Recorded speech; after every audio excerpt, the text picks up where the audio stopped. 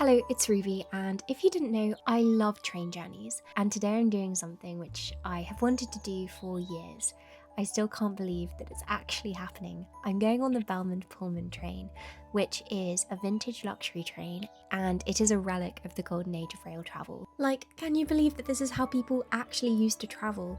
It's from a time where travel was memorable and artful, and I got to experience that today on this train to Chatsworth House. I've had this book for ages and I've wanted to do it for years, and somehow the day actually arrived, as it always somehow does. Hello, so I'm on my way to the Belmont Pullman at London Victoria, and I'm going up to Chatsworth House today, and I'm so excited. So I was instructed to go to London Victoria Station, and I was a bit confused where I actually needed to go until I heard music. There was this wonderful performer singing 1930s music, and it instantly set the mood. It really did just feel like I'd stepped into some portal in time, in the most glorious, wonderful way. So after a while, we were shown to our seats, and I was in the Perseus carriage. They've all got different designs and different names, and this is the one which carried Churchill's coffin to his funeral at Westminster Abbey alongside his family and the royal family. And I thought this was one of the most beautiful carriages on the train, actually. Hello, I'm so excited to be here.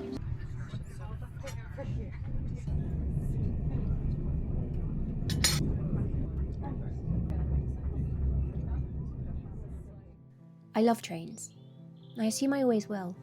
The way the seat, that tiny pocket of the world, becomes yours for just a few hours, a temporary home moving past sights and wonders visible for only a brief moment, before it's whisked away back into the blur beyond the window. I've been on hundreds of trains, maybe even thousands, but never one like this. The views are the same gradual unfolding of city into countryside as we speed north, but inside is something from a dream. It only pains me that we have lost the art of such travel. Why would anyone want to say goodbye to this?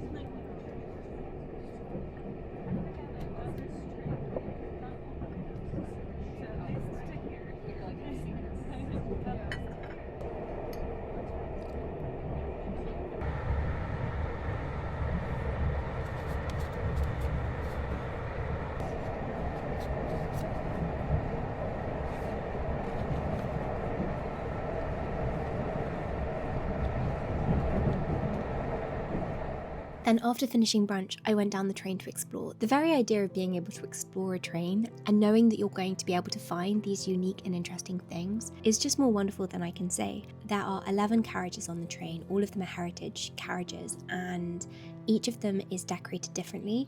My favourite one possibly though is the one that was recently designed by Wes Anderson, but all of them are beautiful and all of them are different. There are also working kitchens, so all of the food is cooked on the train, which is just incredible to think, because it's very good food as well. Okay, I'm in the bathroom and it's so cool. This is the Perseus carriage, and look.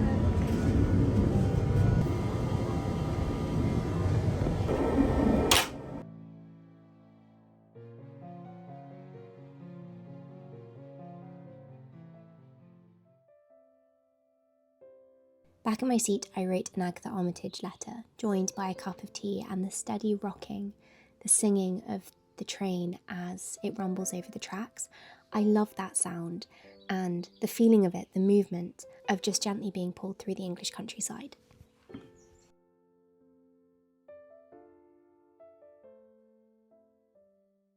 Okay, we're nearly at Chatsworth, and I'm so excited.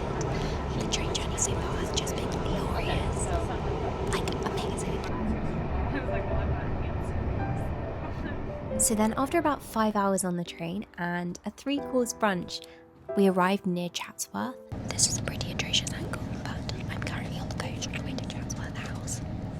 And I'm sorry for the ASMR, but I don't want to talk loudly because I feel too awkward to. But the train has been glorious.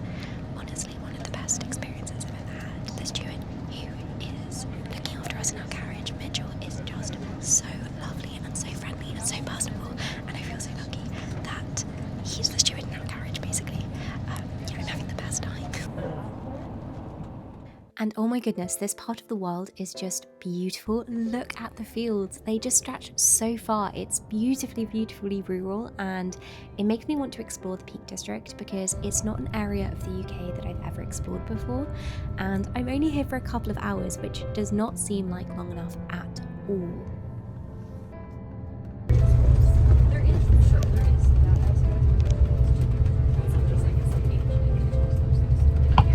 Oh, here we are, ladies and gentlemen. Look at that. That's absolutely stunning. Then the second we got off the coach, I went straight into the grounds. I wanted to see the exterior of the house and also just to look out over these amazing fields. I mean, how do you resist looking out over this countryside? It's rather windy. We've just arrived in Chatsworth. You can see the house behind me.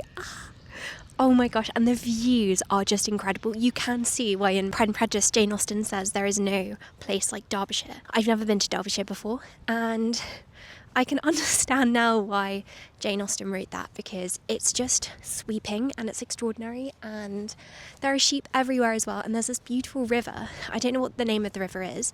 I will find out and I will tell you. Everyone else got off the coach and immediately started queuing to go inside the house, but I just went straight off into the grounds because I definitely want to look inside, and there's a literary exhibition at the moment, which of course I'm going to go to, but a large part, I think, of why these properties are so beautiful is when you look at them from the outside.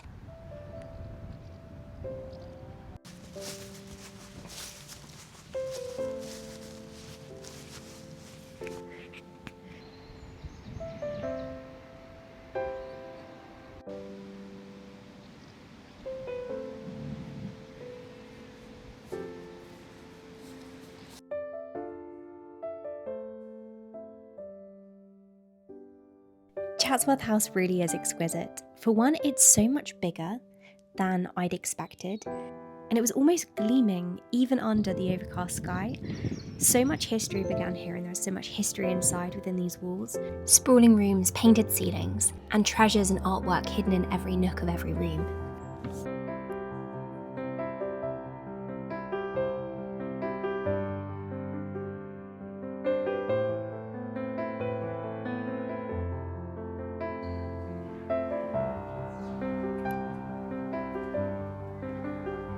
The chapel is one of my personal favourite rooms, and also the library, which is here. This isn't open to go inside because there is still a family who lives here, and so this is their private library, but you can look in, which is incredible.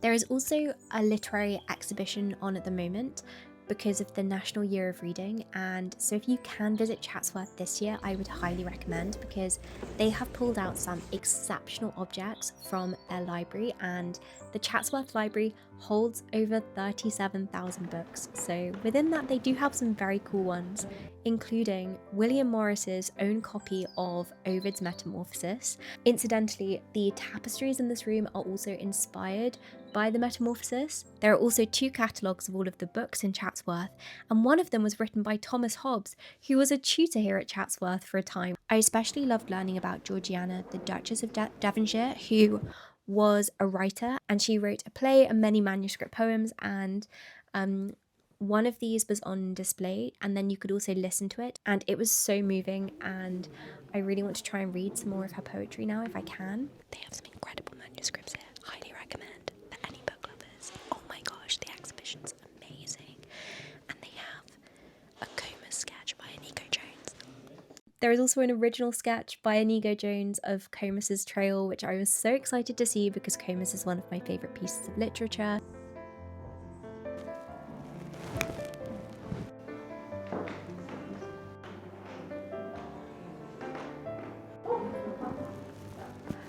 I love this painting behind me. Honestly, I'm running through because it's so big, there's so much to see, but I want to come back.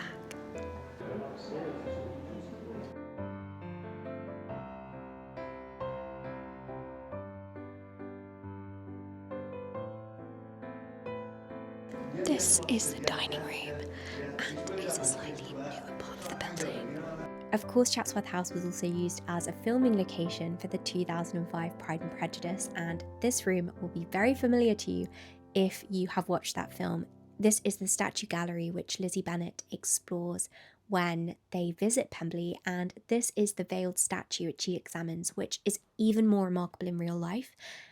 You can actually see the lips of the woman underneath the carved veil, which is just unbelievable. Like, the craftsmanship is extraordinary, and it feels like a sort of magic, like the kind of carved statue which Shakespeare describes in his The Winter's Tale. It's worth a visit to Chatsworth just to see this statue, honestly. After that, I went and explored the gardens, which are sprawling. There is so much to see. There is this Victorian greenhouse. There is also this orangery, which is filled with exotic plants and the most exquisite scents. There are just so many aspects and so many things to see. And look.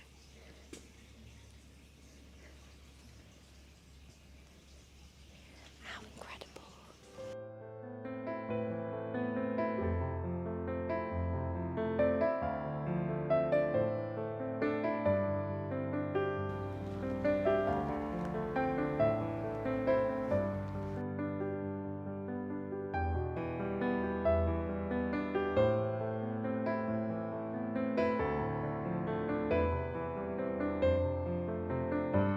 Okay, I'm sitting under a tree.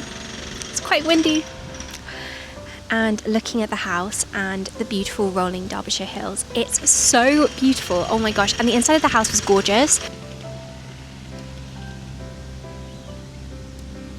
I've got half an hour until we're going.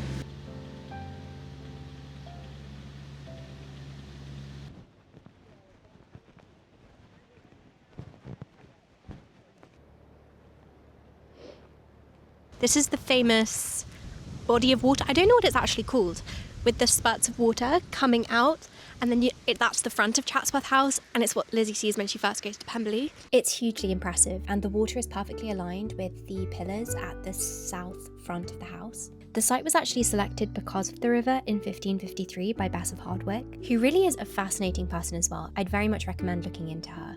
But initially, when it was built, they had to dig a number of fish ponds to prevent the area from flooding, and so it's quite cool to see this body of water has been added. The house was then rebuilt in 1687 by William Cavendish, and then additional parts were added in the 18th century by another William Cavendish.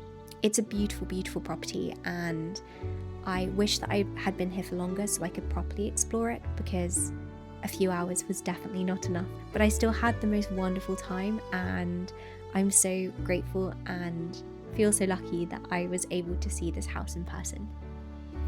But then it was back on the coach and back to the train.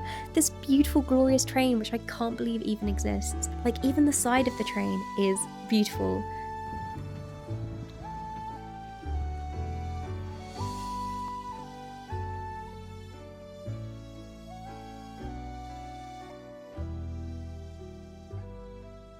Okay, I'm back. And the train is set. Now, the 5-hour journey back was solely used for dinner. It was a 6-course dinner, and they did have an amazing plant-based menu, which was incredible. I booked through luxury train tickets, and they sorted everything to make sure that I would have vegan food on the journey, which was wonderful. Okay, I've just had some focaccia, and I'm now waiting for the starter. It's a 5-course meal.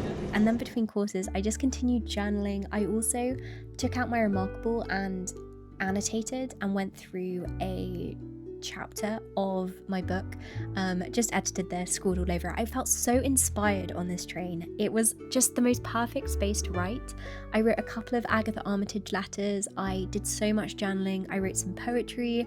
I annotated my book, as I say.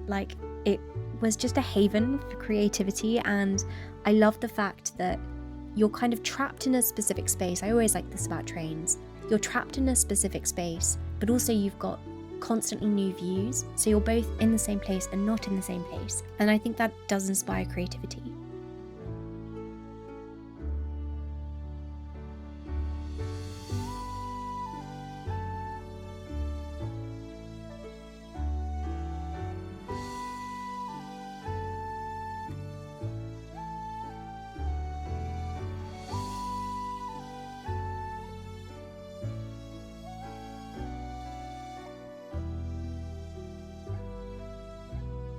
I'm reading this, which is from Frances Hodgson Burnett's autobiography, but it's written all in the third person, and it's very interesting. It doesn't feel like an autobiography, it's very different.